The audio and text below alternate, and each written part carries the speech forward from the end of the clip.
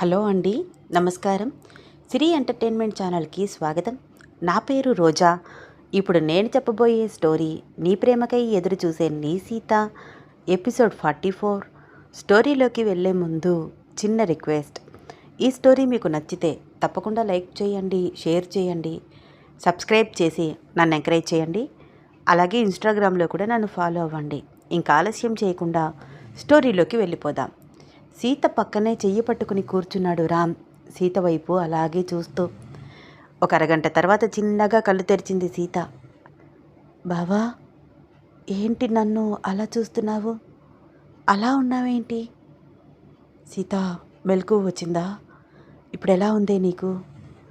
పొట్టలో నొప్పిగా ఉంది బావా, బట్ పర్వాలేదు. మార్నింగ్ ఉన్నంత లేదు నొప్పి. సీత, నీతో నేను చాలా మాట్లాడాలి. చెప్పు బావా.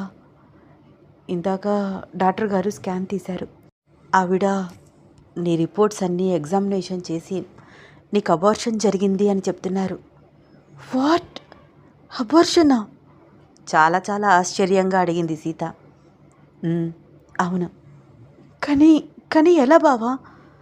రామ్ వైపు డౌట్గా చూస్తూ అడిగింది Sita. I'm really sorry Sita. ఒకరోజు 2 రోజులు నేను ప్రొటెక్షన్ యూజ్ చేయలేదు. నీతో చెప్తే వద్దంటావని. బావా, ఏంటి బావా ఇది? నా లైఫ్లో ఇలాంటివి జరగకూడదు అనే కదా నేను ముందుగానే జాగ్రత్త పడదామన్నాను.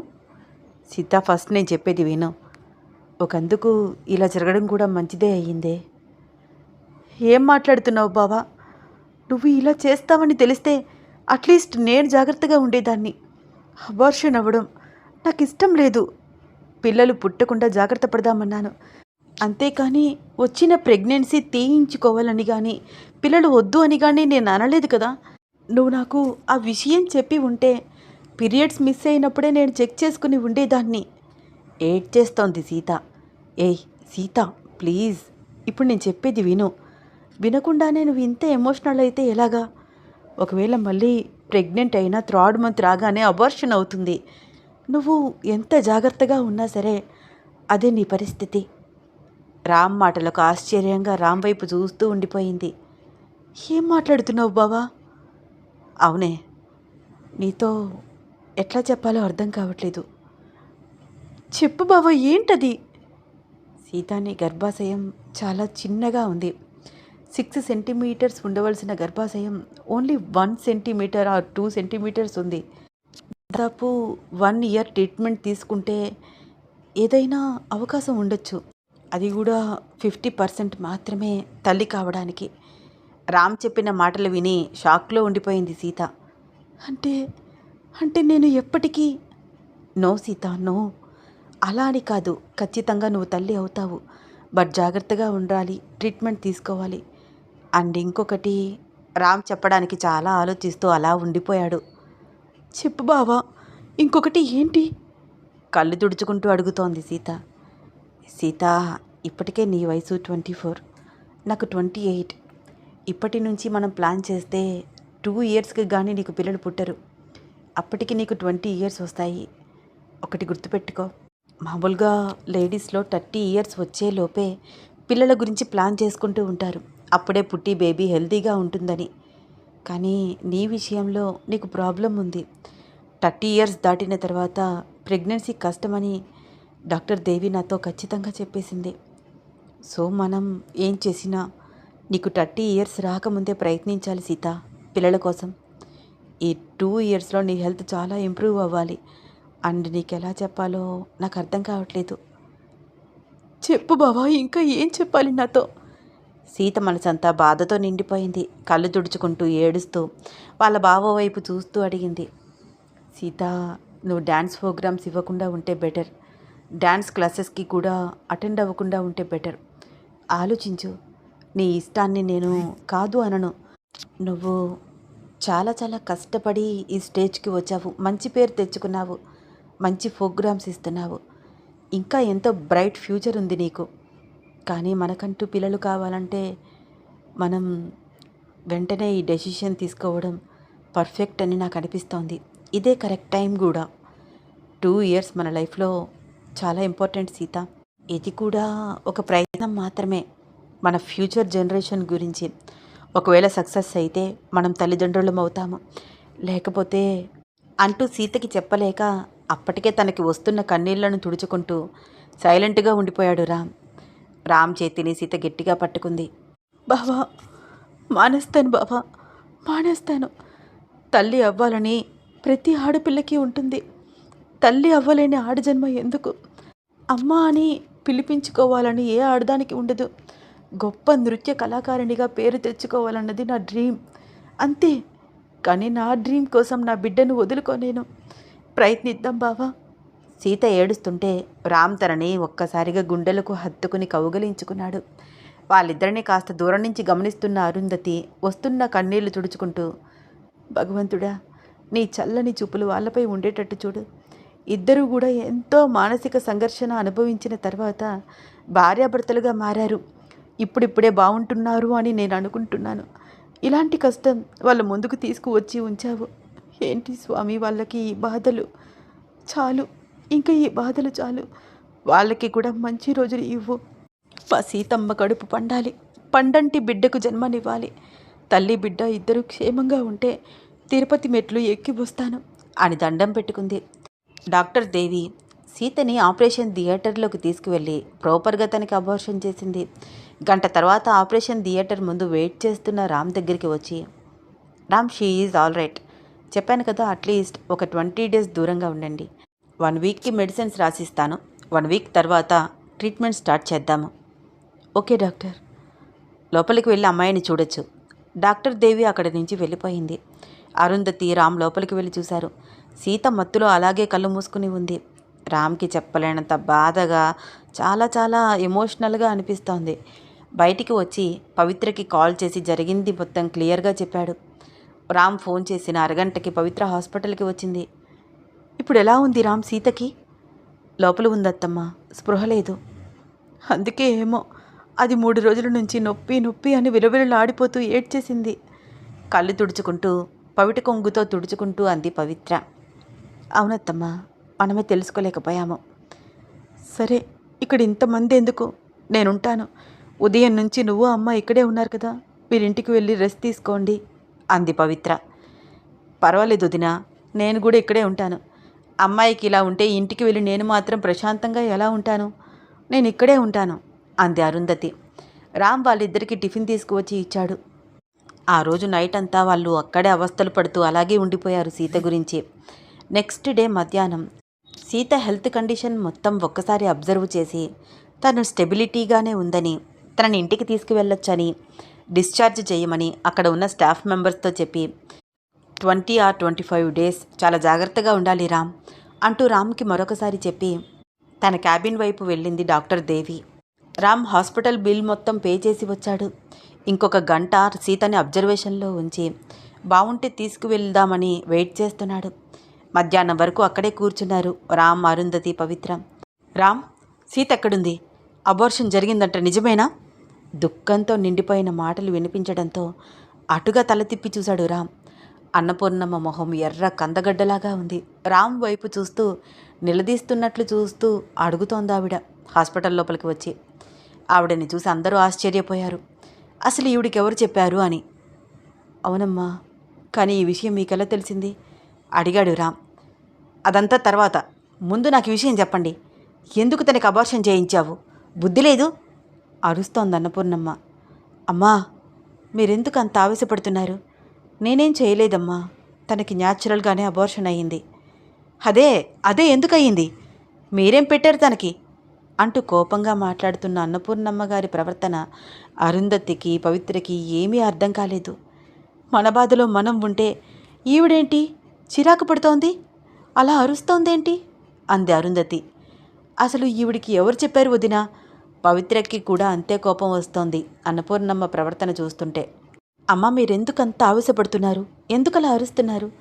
సీతకి మేమెందుకమ్మా అబార్షన్ చేయిస్తాము? అది న్యాచురల్గా జరిగింది. మేం కూడా చాలా బాధపడుతున్నాము తన పరిస్థితి చూస్తూ. రామ్, పోనీ తనే నీకు చెప్పకుండా రహస్యంగా హాస్పిటల్కి వచ్చి చేయించుకుందా? నిలదీస్తున్నట్లు అడిగింది అన్నపూర్ణమ్మ. అలా ఎందుకు చేస్తుందమ్మా?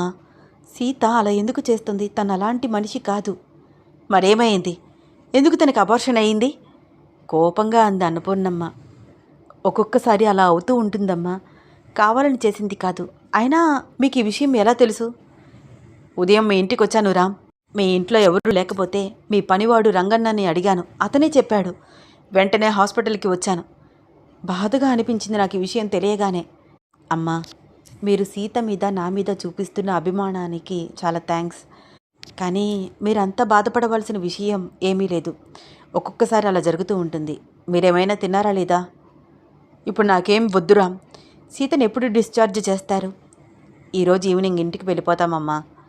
సరే, 2 రోజుల తర్వాత నేను మళ్ళీ వస్తాను. మీ ఇద్దరితో కూర్చుని మాట్లాడాలి. ఏ విషయం గురించి?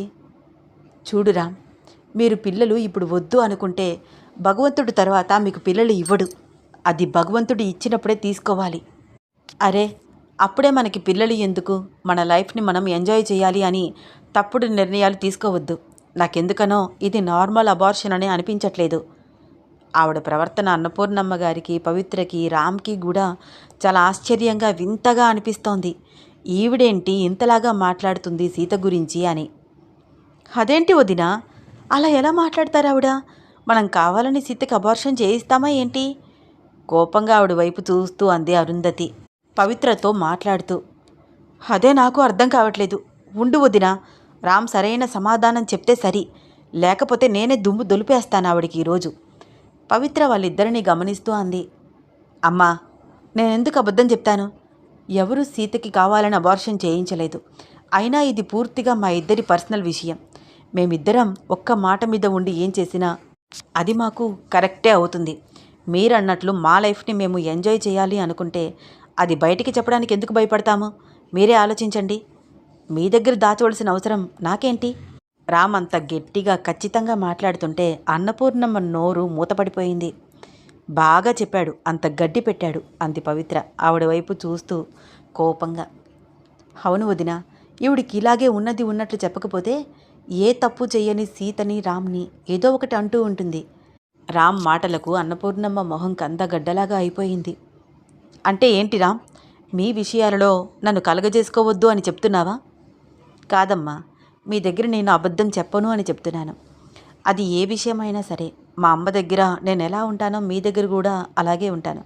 ఒకవేళ నిజంగా మాకు పిల్లలు వద్దు అనుకుంటే అది నేను ధైర్యంగా చెప్పగలను అంటున్నాను. చిన్న చిన్న వాటికి అబద్ధాలు ఆడే అంత చీప్ క్యారెక్టర్ కాదు నాది. ఒక్క నిమిషం మౌనంగా ఉండిపోయింది అన్నపూర్ణమ్మ. సరే రామ్, సీతని నేను ఒక్కసారి చూడొచ్చా అడిగింది. వెళ్ళండమ్మా, లోపలుంది. లోపలికి వెళ్ళి సీతని చూసి వచ్చి వస్తున్న కన్నీళ్లు తుడుచుకుంటూ, సరే, పిల్ల స్పృహలో లేదు, నేను 2 రోజుల్లో మళ్ళీ తిరిగి వస్తాను అంటూ కోపంగా అక్కడి నుంచి విసవిసా నడుచుకుంటూ వెళ్ళిపోతోంది అన్నపూర్ణమ్మ. అసలు ఆవిడ మనిషేనా? బుద్ధుందా? మనం ఒక పక్కన ఇంత బాధలో ఉంటే ఎందుకు వచ్చి ఇలా మాట్లాడింది? ఆవిడ వెళ్ళగానే కోపంగా అంది అరుంధతి. అమ్మా ప్లీజ్, ఆవిడని ఏమీ అనకు. నిజంగా చెప్పాలంటే ఆవిడకేం అవసరం చెప్పు? హాస్పిటల్కి వచ్చి ఎందుకు మనల్ని కలిసి పలకరించాలి? ఆవిడ మన ఫ్యామిలీతో కనెక్ట్ అయ్యారమ్మా, అందుకనే వచ్చి మరీ పలకరిస్తున్నారు. ఫస్ట్ నుంచి ఆవిడికి పిల్లలంటే ఇష్టం అనుకుంటా. సీత ప్రెగ్నెన్సీ గురించి ఆవిడ ఇప్పటికే నాతో 2-3 సార్లు మాట్లాడారు.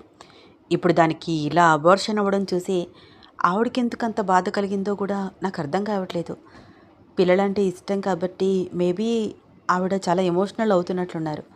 అందుకే నాతో అలా మాట్లాడేశారు. ఒక రకంగా అదే కరెక్ట్. మనసులో ఏది ఉంటే అది బయటికి మాట్లాడడం. చాలేరా, నీకు అర్థం కావట్లేదు కానీ ఆవిడ ప్రవర్తన పూర్తి విరుద్ధం.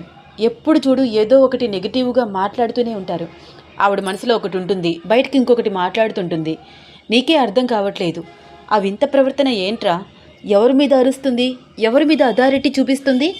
అంది అరుంధతి. వదినా ఊరుకో, ఆవిడ వెళ్ళిపోయింది కదా, నువ్వు ప్రశాంతంగా ఉండు. అరుంధతిని కూల్ చేస్తూ పక్కనే తనని కూల్ డౌన్ చేస్తూ మాట్లాడుతోంది పవిత్ర. సీతని హాస్పిటల్ నుంచి డిశ్చార్జ్ చేశారు. తనకి నీరసంగా ఉండటంతో 1 వీక్ కాలేజ్కి లీవ్ పెట్టేసింది. రామ్ తన మీద ప్రత్యేకమైన కేర్ తీసుకుంటున్నాడు. ఎప్పటికప్పుడు మెడిసిన్స్ అందిస్తున్నాడు.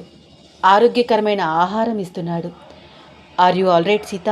నొప్పి తగ్గిందా అని అడుగుతూ తనకి చాలా దగ్గరగా పడుకుని ఏడుస్తున్న సీతకి చాలా చాలా ధైర్యం చెప్తూ ఏదో ఒకటి మాట్లాడుతూనే ఉన్నాడు.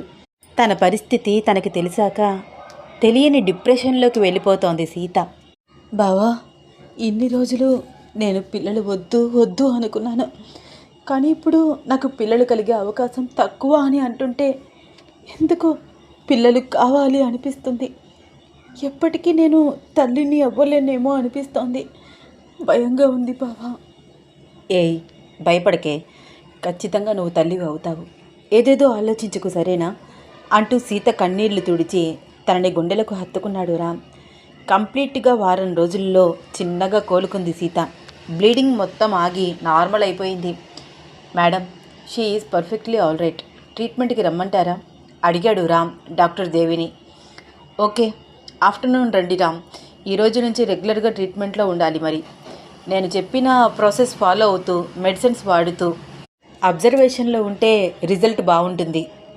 ఓకే మేడం, నేను తనపై ప్రత్యేకమైన శ్రద్ధ తీసుకుంటాను. సీతకి తన కండిషన్ మొత్తం క్లియర్గా ఎక్స్ప్లెయిన్ చేసావా రామ్? తనని మెంటల్గా ప్రిపేర్ చేసావా? వారం రోజుల నుంచి తనకి ధైర్యం చెప్తూనే ఉన్నాను మేడం. తన దగ్గర ఏ విషయము దాచలేదు. Very good. మరి మీరిద్దరూ ఎలా ఉంటున్నారు? నేను సెపరేట్గానే ఉంటున్నాను మేడం. మీరు చెప్పినట్లే గ్యాప్ మెయింటైన్ చేస్తున్నాము ఇద్దరం. Very good. ఆఫ్టర్నూన్ రండి.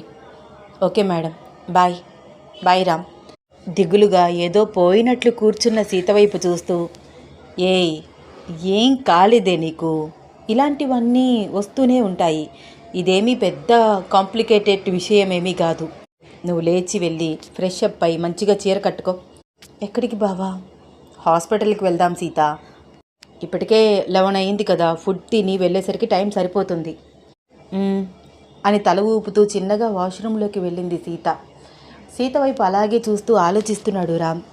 నాకు పిల్లల కన్నా నువ్వే ముఖ్యం సీత. ఏది ఏమైనా సరే నువ్వు నా భార్యవి. నాకు నువ్వు, నీకు నేను. చాలు, ట్రై చేద్దాం. వర్కౌట్ అయితే ఆనందం, అవ్వకపోయినా పర్వాలేదు, నాకు నువ్వు ఉన్నావు కదా అని మనసులో అనుకుంటూ తనకి తానే ధైర్యం చెప్పుకుంటున్నాడు రామ్. వీళ్ళ స్టోరీలో నెక్స్ట్ ఏమవుతుంది తెలుసుకోవాలని ఉందా? అయితే వచ్చే ఎపిసోడ్ కోసం వెయిట్ చేస్తూ ఉండండి. ఈ స్టోరీ మీకు నచ్చితే తప్పకుండా లైక్ చేయండి, షేర్ చేయండి, సబ్స్క్రైబ్ చేసి నన్ను ఎంకరేజ్ చేయండి. ధన్యవాదాలు.